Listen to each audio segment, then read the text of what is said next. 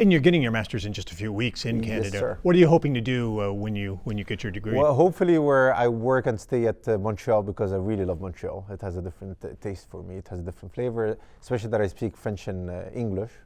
So we're working in Montreal for a few years, and then from there, let's see, the world is my oyster. Let's see what the world has for us.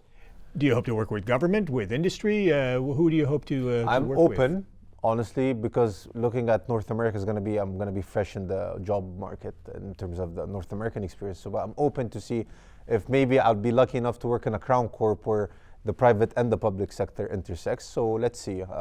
The job market now, it's a bit rough.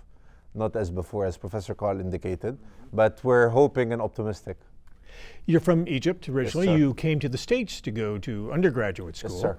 And then now again working on your second master's at McGill. Yes, sir. Did you go on the Hot Cities tour with Professor Moore? I was lucky enough to be a part of it, and actually lucky enough to be a part of the organizing team, because they came to Egypt, and this is where my hometown or my country is.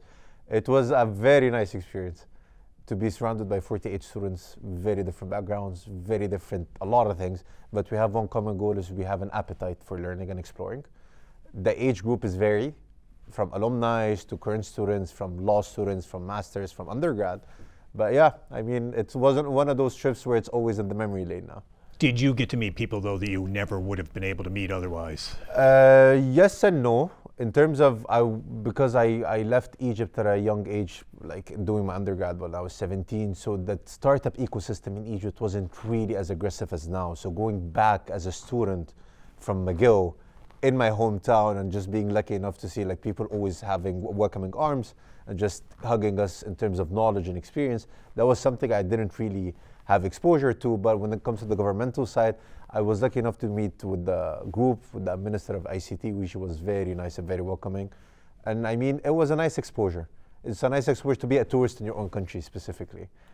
And for you as a student, we ask Professor Moore every time he comes what students get out of it. What did you get out of this trip, this experience? Two things, notably. First of all, lifelong connections with current students and past students when it comes to alumni of McGill or the people that went on the trip. And then the second thing is I got to see how my country is doing and see it from an outside perspective, from a North American perspective, to see how the world sees us.